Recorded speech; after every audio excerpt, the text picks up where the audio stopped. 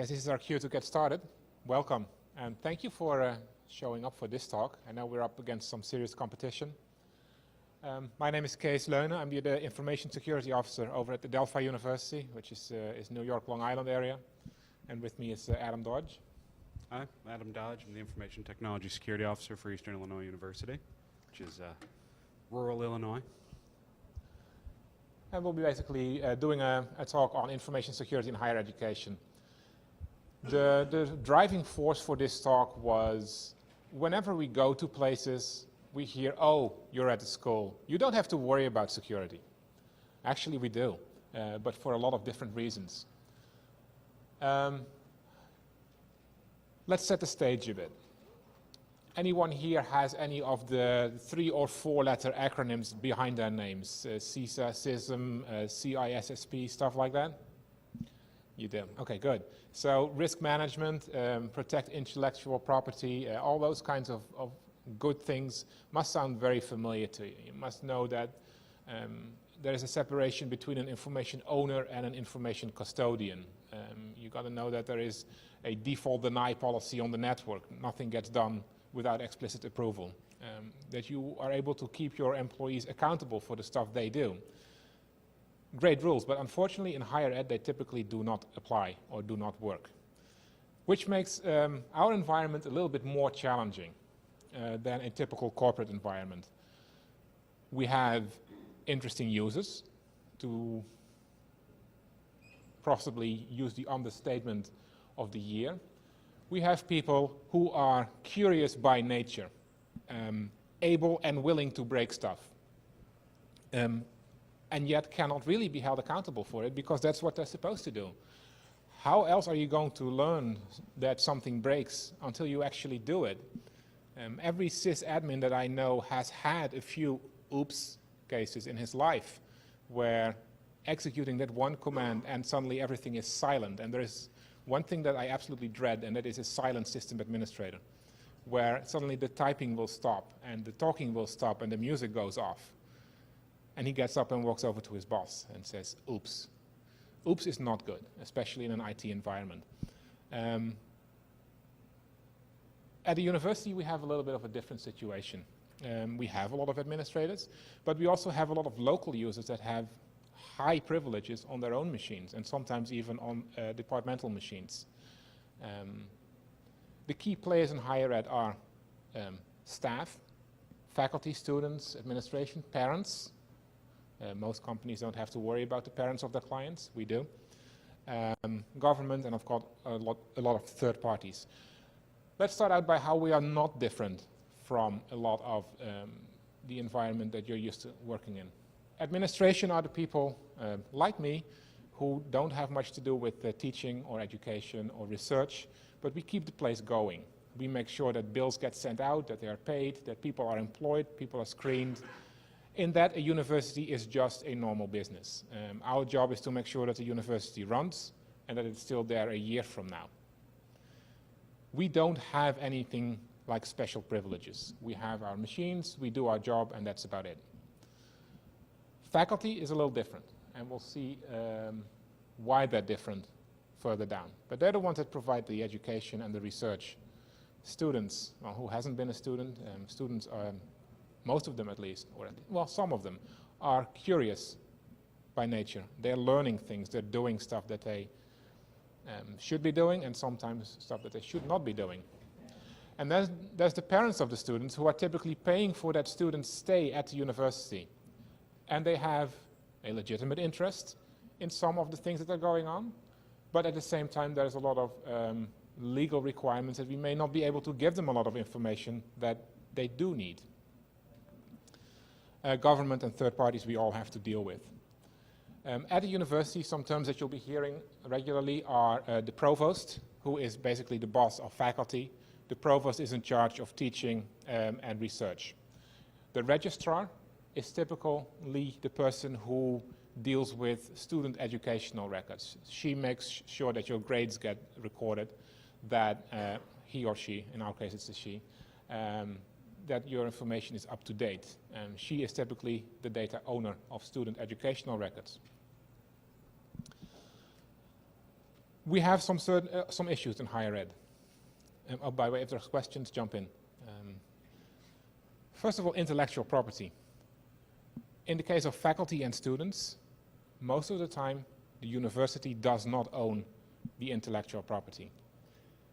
The way that copyright law is phrased is that the creator of a work owns the copyright, unless it is a work for hire.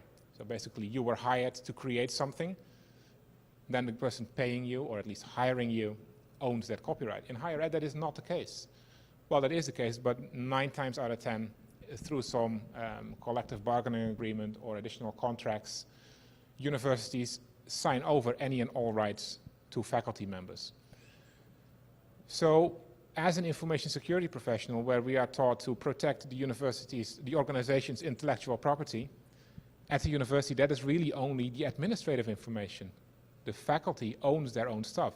In other words, if a faculty member decides to leave the organization and at the same time decides to take all his educational materials with him, that is fine. That is fine. Hopefully, we'll have a license to use the material until we have found a replacement. But that is not necessarily always the case. If a faculty member decides to post all of his slides, or all of his research results for that matter, to the internet, that is his prerogative. We cannot do anything to stop him. Compare that to a commercial environment where the research and development unit decides to post all their early research results publicly for everyone to see. On the one hand, it makes our life a lot easier. We don't control it, therefore we really don't have much to say about it, and maybe we don't have so much protection requirements. Maybe we do, but that depends on the situation. Students also create a lot of work. They create assignments, they do research results, and that depends per institutions. Some of the institutions explicitly make anything done by a student owned by his supervisor, which is cheap labor.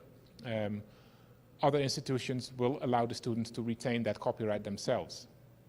It is specific per instance, but compare it to a commercial environment where this is typically not the case. If you're hired to do a job, your boss will own it. Patents are slightly different. Patents are inventions. Those are regularly retained by the university with some kind of revenue sharing agreement with the faculty member or the faculty members.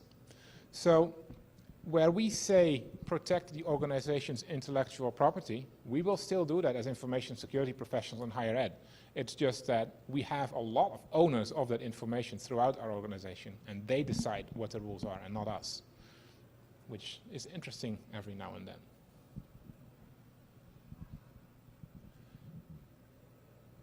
At the university, there is something called academic freedom. It's one of the foundations of research, of science, and of teaching. And part of that academic freedom means that a member of faculty is able and allowed to pursue whatever he wants to pursue. So there is no director or supervisor who says, you are now going to research this particular topic. The faculty member decides that himself. With that comes an expectation of privacy. In other words, if a faculty member decides to pursue a certain topic, he will not be monitored. We will not censor his publications. We will not look over his shoulder to see what he is doing. From a proactive network monitoring point of view, that means that we cannot look at what goes on our network, unless it is administrative data. But we do not look by default at what's happening on our research side and on our teaching side, which makes it hard to detect certain patterns. We can look at traffic flows, but even there you're getting in a gray area.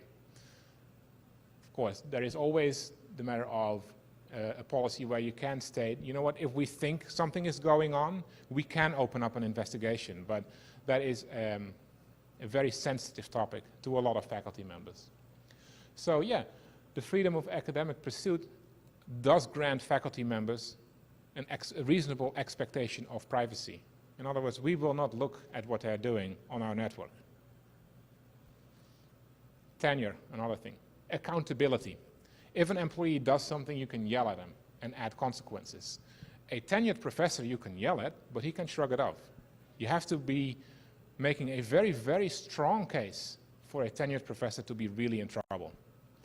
So where certain things might, from an information security perspective, be bad, with a capital B, a tenured professor might still be able to get away with it because of his tenure, which basically means that his appointment is guaranteed until he decides to leave and not until we kick him out. Of course, there's always exceptions. We have protected information also. Student educational records are protected by law.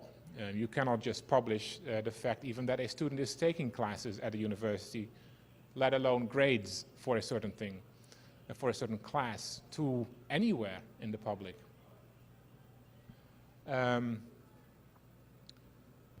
that extends to faculty members. If a faculty member decides to extend certain information that he is not allowed to do, published by law, he can be held accountable, but for typically his day-to-day work, he cannot be held accountable. So we do have a reasonable expectation of privacy, rather than we do not have a reasonable expectation of privacy. And as far as accountability goes, there really is none to a certain extent for members of faculty, including students, which makes the information security role harder than it is in other environments.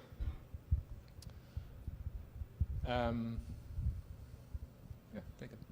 Okay. You know, another thing that most of you, hopefully a lot of you are within higher ed, so you're familiar with the open networks that go on.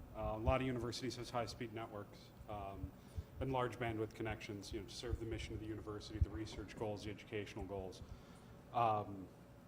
And a lot of these, to meet those goals, to meet the free flow of information, the academic freedom, the ability for the faculty and the students to engage in research to drive the educational goals of the university, there are very few restrictions on network traffic at the endpoints, which is something you don't often see in commercial environments. Especially gets true when you start dealing with on-campus, if you have a high on-campus population, in which, you know, a lot of universities treat these individuals as almost renters in respect instead of, you know, your traditional employee environment. There's also, you know, a lot of restrictions on equipment that can be placed. A lot of universities kind of have grown organically their network environments, and so they've got a large mix of equipment, a large mix of cabling, of infrastructure equipment, of endpoint usage. So that's kind of unique in that it's difficult to get products where you can get, in commercial environments, you can get a standard operating system or standard, I guess, computer or what have you. It becomes very difficult when you start dealing with multiple OSs, multiple OS versions, some of which may be used for research, some of which may be used in the classroom for teaching, some of which may be used faculty as their preferred equipment of choice. Going back to the residence halls, you actually can get into a lot of political problems, especially if your environment in which your university or college is located has to compete heavily with off-campus housing. You start running into situations where if you try to put heavy restrictions to control and monitor the network environment of your residence halls, where that can be viewed as a negative towards attracting students to the on-campus housing. Also with the on-campus housing with your students, you know, there's a lot of regulations out there that are almost requiring universities to become proxy force or proxy police for different regulatory environments, most likely copyright infringement. I'm sure if you're all in higher ed, you're familiar with the name Jeremy Landis. I've nicknamed him unfortunately the most hated man in higher ed. If you're not familiar with that, that is the individual that is on all of the RIAA copyright infringement notices that go out. Even more than just the equipment, the open environment of the machines, as Kees alluded to, it gets very difficult to put firm controls on a lot of these machines because you start running into areas in which you could actually be restricting a faculty member's ability to interact with their students. A lot of faculty members are starting to push and use social media a lot, so trying to restrict the information that's flowing out of these machines onto these social networks in environments that aren't owned by the university can actually be heavily restricted because it is a good way to engage with the students, to teach the students, and better facilitate the educational goals of the university. Pages are falling.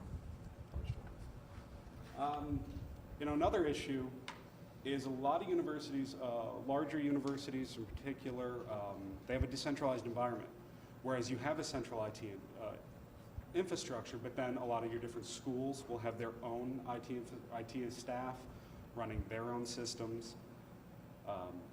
So you really get into this problem. You also have grant-sponsored research, which have their own rules, their own regulations, their own needs to collaborate with individuals outside of your network. Third parties, not to blame anybody, but I'm sure those of you that have been monitoring security in higher ed are familiar with the unfortunate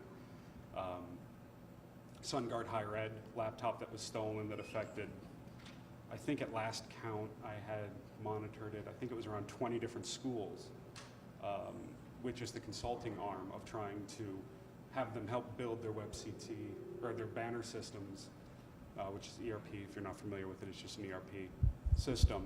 So you've got a lot of third parties that are hosting your own information, and so that becomes unique in and of itself, in that a lot of universities do not, or I should say, a lot of universities do consult with outside third-party contractors because for budgeting reasons or what have you, it's just easier to get outside support than build and maintain the internal expertise available.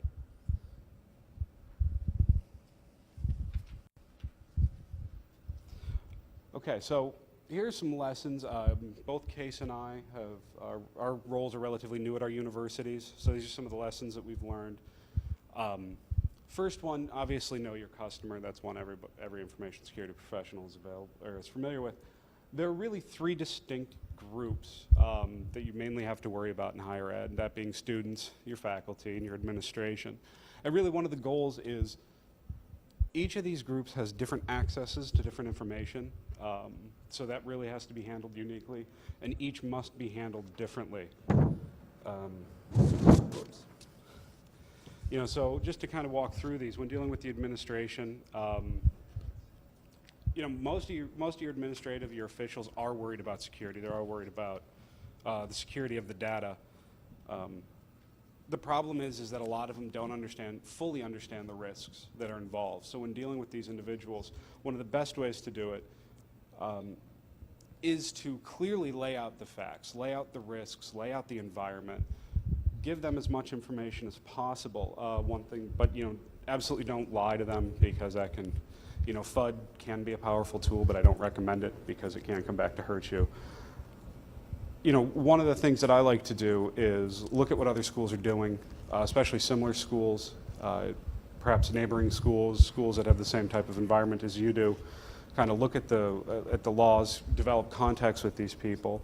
The goal here is really, like I said, to provide as much information as possible to help them understand the risks so that proper decisions and risk management can be handled. And one of the things, this is a mistake that just got louder.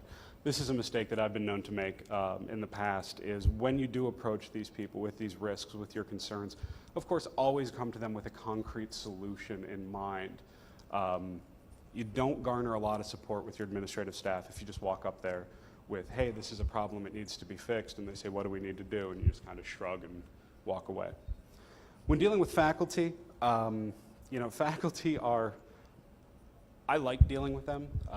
They are unique in that these are people that really have spent their entire professional careers, training in logic and learning how to rip apart arguments. And so when you approach faculty, the goal here is to always have the information to back up your claims, but also approach it in a collaborative environment. Don't approach them in a way in which you are heavy-handedly trying to force controls on them. Instead, try to invite them into the conversation, get them involved, and so you can work with them to come up with a solution that will work for everybody. Yeah, the point you made earlier, do not use fear, uncertainty, and doubt, is absolutely and positively true for faculty members.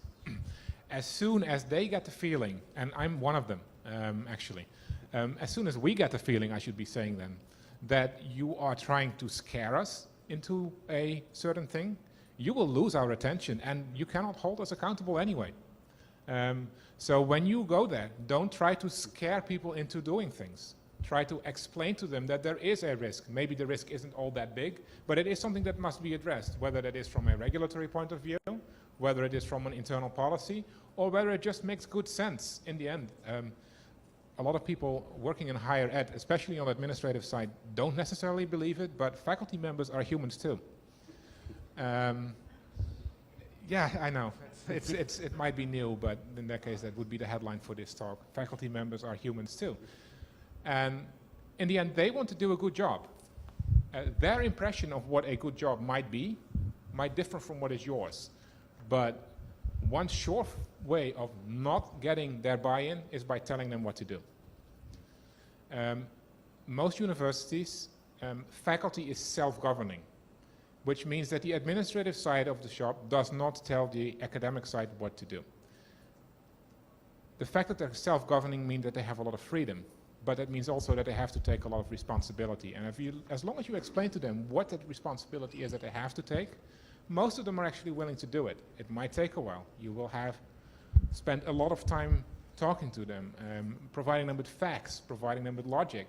But once you convince a faculty member of the fact that you are right and that you have a valid argument, he will just go about to any length to make something happen.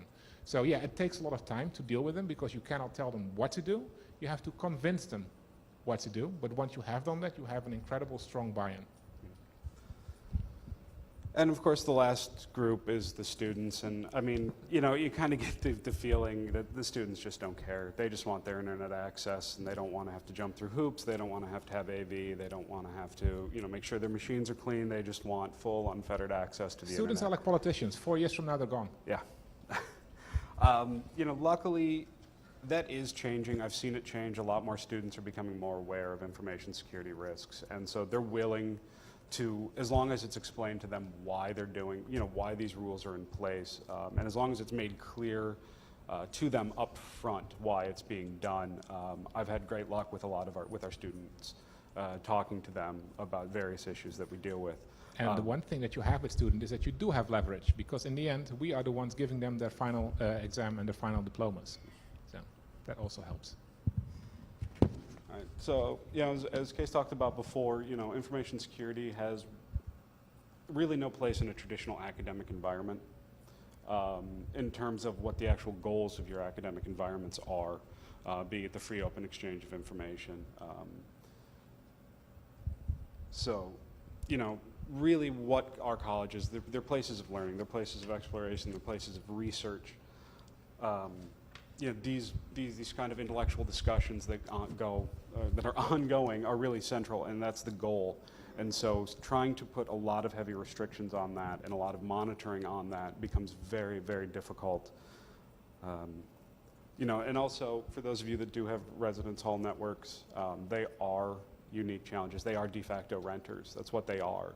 You are, in fact, now no longer supporting the university, but you are actually acting as an ISP for the students. And it becomes very difficult, especially with the increased regulatory requirements that are coming down. You know, I kind of hate saying that because obviously the goal is not to be compliant, the goal is to be secure. But when you have things like HR 4137, which is the Higher Education Opportunity Act, which does mandate administrative and technical controls be put in place to prevent, for example, illegal P2P on campus, it does become rather difficult.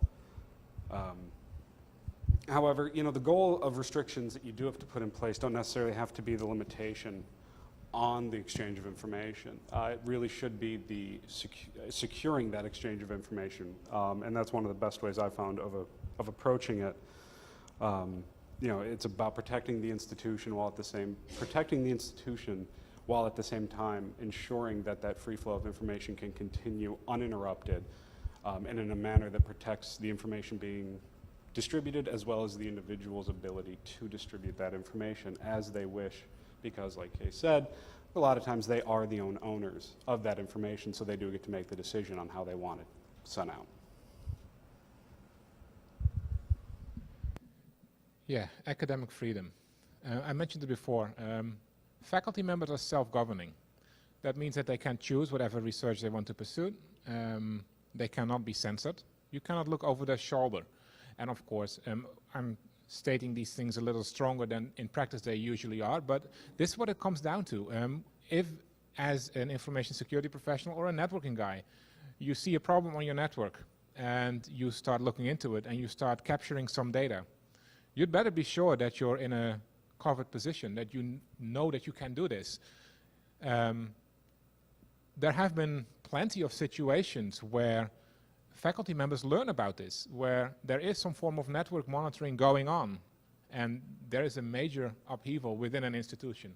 Well, in the end, it's academia, so a major upheaval also has some restrictions on it, but still, you make a lot of people really, really upset.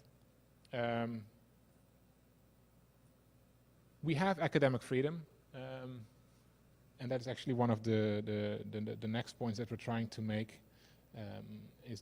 But that is limited to a certain extent.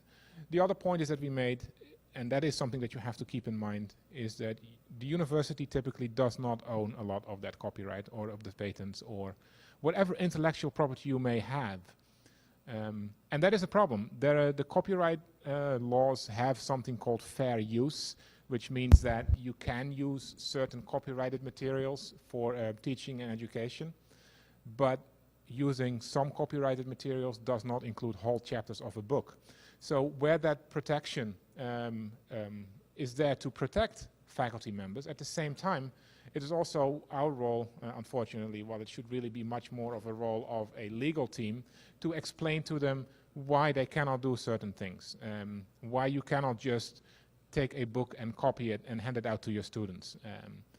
That is all copyright, and as unfortunately, because the DMCA notices, the Digital Millennium Copyright Act notices, usually involve a fairly high IT involvement, because in the end it's IT trying to trace back those data flows to a user. Somehow, and that's true for most institutions that I know of, any copyright issue ends up with IT.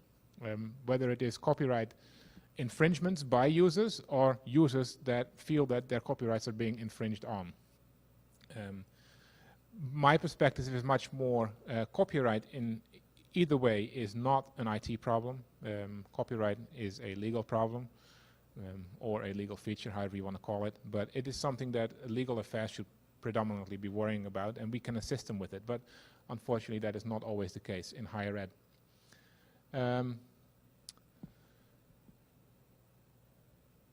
Which means that if you have 100 faculty members, you have 100 information owners on your network. And typically, those 100 information owners decide themselves what level of protection they need for their information. And as IT is much more a service provider now, we have to facilitate just about every one of them, which makes it challenging. So yeah, we have academic freedom, and academic freedom is a good thing. It allows people to really push the boundary of what is known or what maybe even be accepted by society.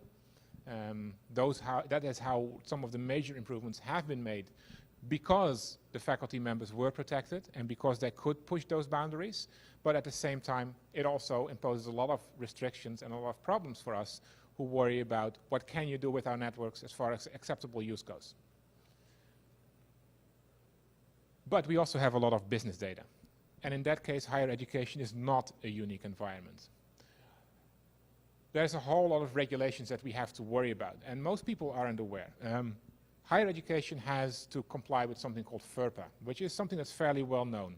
It's a federal law that basically says if you are enrolled in an institute for higher education, your student educational records are protected, to the point that when a parent of a student calls up, we cannot disclose any information on that student unless that student has approved. At the same time, we know full well that that parent is paying for the tuition, which is always an interesting argument that, in our case, the registrar is having with a lot of the parents. What do you mean I'm paying you X amount of dollars per year and you cannot tell me if my son or my daughter passed this exam? And the answer is that is correct. You'll have to go to your son or your daughter and ask them to give you access to their records. Yes? The definition of a student education record, as I read it, was any record that can be directly attributed back to a student. Is that literally any information? Like if the fact that the student answered C on test 1, question 32, Ha. that's protected? How far does it go? First comment, I am not a lawyer. So whatever I say, take with a grain of salt. Basically, yes, you take it. That's probably easier. Okay. Yeah. Yeah, again, I'm also not a lawyer. Generally, my interpretation of FERPA, where you have to get very careful, is if it can be attributed back to the fact that the student is enrolled in the university, because FERPA does allow students the ability to opt out of enrollment, I guess, information, for lack of a better word. So that if the student has said, the university cannot disclose the fact that I'm in fact enrolled in this university, the fact that you have a test record from that student for that university, if that information does perhaps, were to perhaps get exposed, you do potentially have a problem there with FERPA. Yeah, the university is allowed to designate certain information as directory information, which has slightly different rules. But for example, enrollment is a very good example. Many more universities are now doing stuff like iTunes University, where they will record full lectures and put them up on the internet for everyone to view. But if at the same time, by watching a lecture put up by, say, my institution, if I can visually see certain students in the audience, I can make an assumption that that student is taking classes at my institution. Am I now in violation of FERPA? Probably, because from that information you can deduce that that information is enrolled in my class. Am I allowed to put stuff up on iTunes University in the first place? Because a faculty member owns his educational materials, not the university. So you might have to go to the point where each faculty member has to explicitly sign off that certain lectures or presentations can be shared.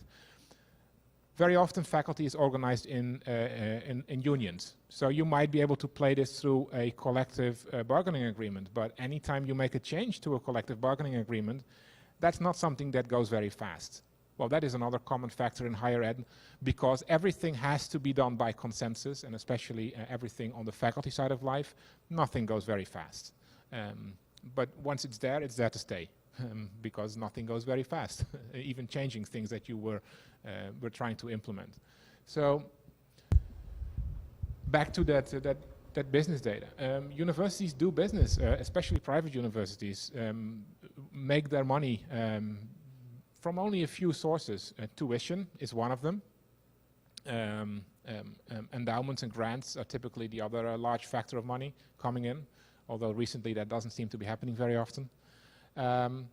But we have regular business type data also. We have accounts payable, we have a human resources department, we have payroll, fortunately. We manage investments. Universities that offer medical services have protected health information. So you get compliance regulations. Not only do you have to worry about PCI DSS, because you do take credit card payments often, you have to worry about HIPAA. If you provide federal loans, you have to worry about GLBA. There's a whole bunch more rules and regulations that apply to universities that don't necessarily stand out at the first glance. And there's so much going on as far as legal requirements that we are like any other business. Everyone has to worry about legislation, whether it's federal level, state level, or even lower level.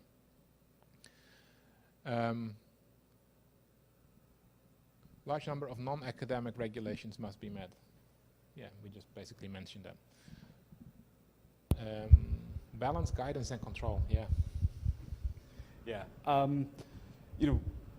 At my university, the decentralized versus centralized, is unique to different universities. Obviously, all the universities or institutions that all of you worked at, I'm assuming most of you are within higher ed, so I could be wrong in that. You may have, you may not have a decentralized control. You may have been able to pull all IT functions in-house and run through a central IT. However, I don't necessarily view decentralization as a bad thing. In fact, I think it can be a very powerful setup if it's handled right. The main reason is because the size and scope of college and university information resources can make centralized control very, very difficult, especially when you start dealing with going down to the end user if you have a limited information security staff. So really the goal here, distributing the control allows authority and responsibility to also be distributed. So really the end goal then is that instead of trying to do strong control centrally, what you want to do is provide strong guidance centrally. And really the whole point of creating these guidelines, creating goals, objectives for the information resource owners is not to tell them you can only do X, Y, and Z with your information systems. The goal instead is to go to them and say, if you want to put this information on one of your information resources, you must meet at minimum A, B, and C. And as long as you're meeting those, you can use the information however you wish or however you need to. So again, though, as the whole point of this talk, the goal here is baby steps. What you want to do is look at your information infrastructure, look at your current security controls, look at your security environment, try to pick out the most pressing issues, or and to go along with those, maybe you can grab a couple low-hanging fruit, things that will be easy to correct, give you some easy wins right off the front so that you can use that to build momentum and build understanding. Yes? Do you find you have to go to the trustees to get the authority to tell people what to do a lot? No. Yeah, I haven't either. I have never been in a situation where I did have to go to the trustees, well, other than audit reports and audit findings, because although it might take a long time, most people in higher ed are open to reason. And if you want to push something through very, very fast, every now and then it's okay to do something and beg for forgiveness later. But like we said, most things in higher ed don't go very fast. And the only thing that you need to get and that would actually be jumping to the next lesson. Actually, I just wanted one more point here that your question reminded me of. Fortunately, I haven't had to go to the Board of Trustees because really what I've found is that having these one-on-one conversations with the information resource owners or the data custodians or just the end users in charge of the information, once you kind of explain to them the goals, the risks, and really once they understand that the responsibility for protecting this information is then, after that kind of has clicked, the light bulb moment has gone off, I've had some of the best conversations I've ever had with staff and faculty once that realization has happened. I started getting absolutely outstanding information from them. They started actually coming to me with concerns and questions. So really, baby steps building that foundation has helped me avoid having to go to the Board of Trustees. Absolutely, and avoid fear, uncertainty, and doubt. Yeah, and so hopefully I won't ever have to. But I can see where, for some changes, especially things that need to be made quickly or issues that you have strong resistance that may have to happen. Yeah, and that brings us to the last real lesson, is that whenever things need to go very quickly, there is something wrong. Normally, if you are able to take the time to plan things out and to make gradual changes, you will get it done. But every now and then a situation pops up where you have to move very quickly, and usually that is in a situation where it is about containment, containing damages. And that is something that you may have to go all the way up to your Board of Trustees for. In our case, our President and Vice President decided to sign off on it. And that is implement a state-of-the-art incident response capability. Because we cannot go very deeply in monitoring our networks, because we cannot tell people what to do and what not to do, means that a lot of the prevention that you would typically do as an information security professional, you can only do to a limited extent in higher ed. Typically, you can do it for administrative information, to business data, but you cannot do it for faculty data and you cannot do it for student data. So when something that does go wrong, when that phone call does come in on Friday afternoon at 5 p.m. when everyone just left, you need to make sure that you have the authority to act and tell people what to do. Of course, whenever you use that authority, you'd better be very good at explaining why you used it afterwards. But you need to be able to pick up the phone, call your networking staff and say, kill that service now, kill that server now, revoke this access now. And there is no argument and there is no faculty member that will call back 2 minutes later and says, why are you doing this? I'm just teaching a class.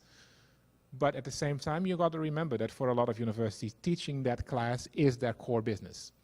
So if you decide to take out the course management system that is used by, I don't know, 200 classes in parallel, yeah, you need to have that authority, but you also need to have a very, very good argument later on to possibly explain to the Board of Trustees why you decided to take down that course management system and left 4,000 or 5,000 students basically sitting in the dark without being able to generate revenues. So, but because you cannot do as much prevention as you can do in a corporate environment, for example, I know that in most corporate environments, I used to work there, typical thing is your desktop or your laptop does not run with administrative privileges. I have not been to a university where at least half of the desktops, if not more, doesn't run with administrative privileges. So very simple things, very preventative steps that you could take, you cannot take. And that's why you need to focus on response rather than on prevention. Of course, as much prevention as you can do, do. Prepare to spend a lot of time convincing people that you need to do it, but at the same time, be ready to act when stuff does happen.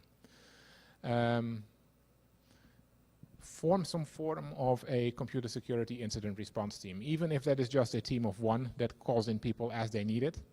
But be aware that, that an organization must have some form of response capability. Don't make it a technical function. Make sure that your registrar for the student educational records is on it, that if you have a vice president of academic affairs or a provost, that at least she has some role in there, or he has some role in there.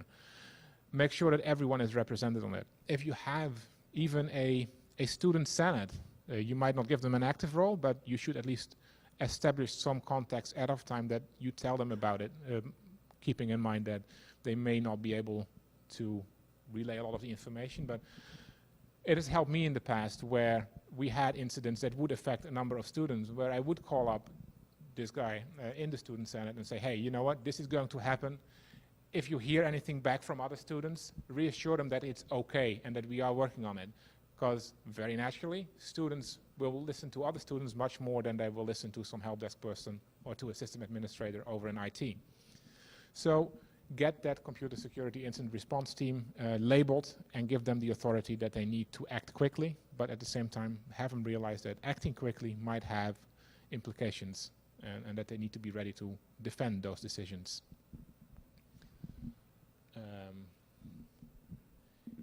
Yeah, so basically when you put all this together, we are not all that different from commercial environments, as long as you keep in mind the intellectual property issues, that a lot of the intellectual property that is out there may not be owned by the organization, that your stakeholders will have much more freedom than they have in a commercial environment.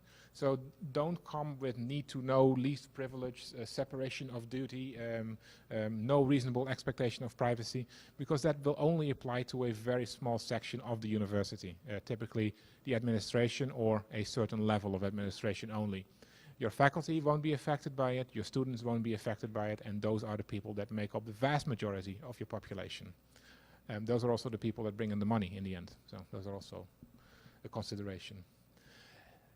And do not underestimate the role of security management, especially incident management in higher ed. And you will find strange stuff. That is not a question, that is not a recommendation, that is a fact. Anything that has ever been produced that has a CPU or some form of management, memory in a device, will be on a university's network. It will not be patched, it will be sending out strange traffic, and it will be hacked. But you will find it eventually, and then you gotta be ready to respond to it. And I think those were the main points that we wanted to make. We have about 10 minutes left, so please open it up for questions. I'll move over a little bit, so I'm not glaring into the lights. Yes? In addition to the journalist team, are there 2 or 3 specific things that really keep you guys up at night that you wouldn't see in a corporate environment? Specific things for you? I am very lucky to say that in any environment that I have worked, whether that's higher ed or commercial environments, I have never lost sleep over anything. Maybe job security, but that's a long time ago. No. The things that worry the most are, I think like any commercial environment, is getting appropriate buy-in to take certain measures. And where in the commercial environments I used to work, it was often enough to go to senior management or to the CEO or to CIO and get them to say, okay, do this and we'll make it work. That does not work at the university, especially not if faculty or students are involved. For me, you know, usually it comes down to, well, I'm a little neurotic, so obviously I spend a lot of time obsessing that I've missed something or that I've overlooked some blatantly obvious problem that, you know, anybody just walking in would find it. You know, another thing that it does bother me, but I'm, you know, I understand it, is the speed at which it takes, or the lack of speed which it takes some of the controls to be developed and deployed. But there's really, that's the environment, that's, you know, that's the culture, and things do get done, just not quite as quickly as I would like them to be done in some cases. So that's probably, those are probably the two biggest things for me. One of the lessons that I considered putting up, but in the end we didn't, because it is not a lesson that is specific to higher ed, is the realization that as an information security group or information security individual, is that you are not alone out in the world. Participate in security communities, go to conferences like this, become a member of, for higher ed specific things like REN ISAC, or any other information sharing environment.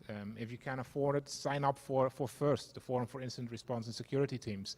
Get your information feeds and know what's going on, because in the end, you will not be able to catch everything that is going on your network. I mean, we've all seen the presentations in the past more than once, where the facts that come out is that 3/4 of all incidents or all breaches are reported by outside entities, not by internal detection.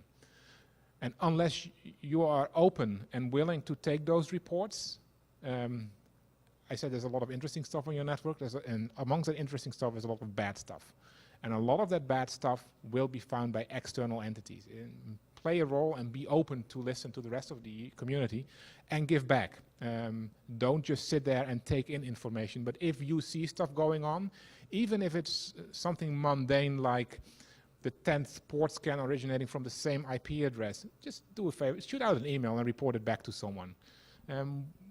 We had another issue a while ago where we got an email from a faculty member that received a spam message.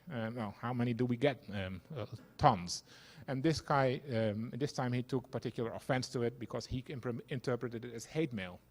So we took a look at it and said, yeah, well, if you really want to consider this hate mail, you could consider it hate mail. It's not an IT problem, by the way. If you consider this hate mail, go talk to legal affairs, not to us. But at the same time, what we did do is we looked briefly at the email headers and we found out it was coming from a company not too far away from us. So we gave him a call because we had met him the week before at the regional gathering. Say, hey, do you know that your email system is relaying messages out? And they didn't know.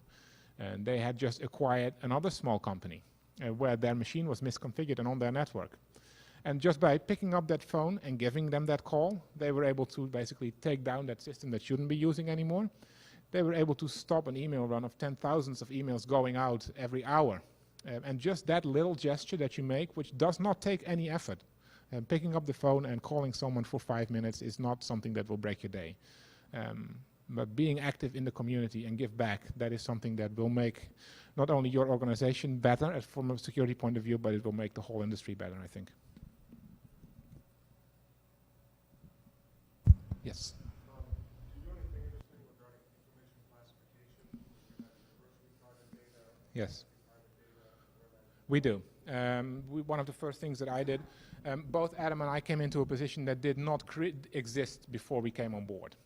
So my position as information security officer is just over a year old at my institution. So we had to start from scratch. And one of the first things we did was information classification and protection. And you can be very elaborate on that. But the other thing is important, not important. Important information you have to protect better than not important information. We went a little further in that we classified on the 3 traditional axes. Is this information that is confidential, yes or no? How important is its integrity and how important is its availability? And of course, it takes a long time to get all that stuff cleared away. And in the end, it was a very good way for me to learn about. I could walk into our data center and start looking at servers and see lights blinking, but that didn't tell me anything about how important those systems were for the end users. And by talking to them, I started to understand much more of their processes, and they started to listen to me. Because I didn't come in telling them stop doing this or start doing this. I came in asking them, how are you doing this, and how can we help? And that classification is a big help in doing that.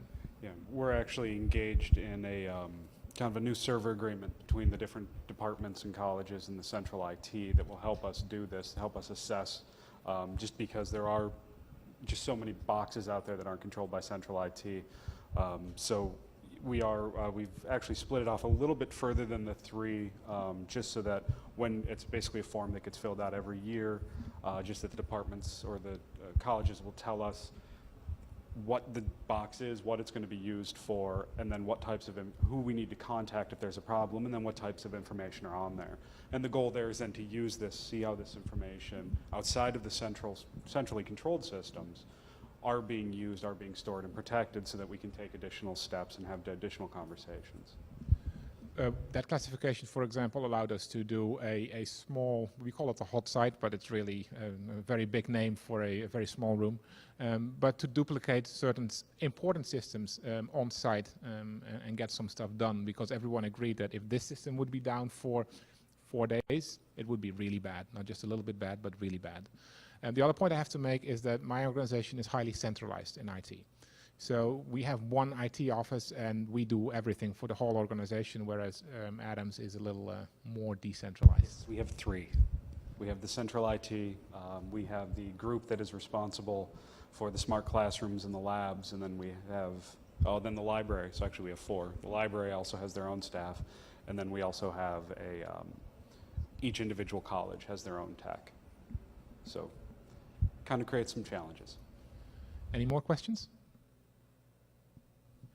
If not, we'll be around for the rest of the conference. Please fill out the conference evaluations and return them to the organization, so at least we get some charity donations in. Thank you.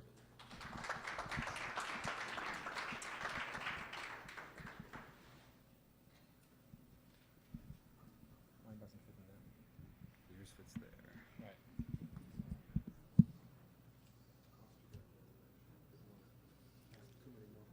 Sure.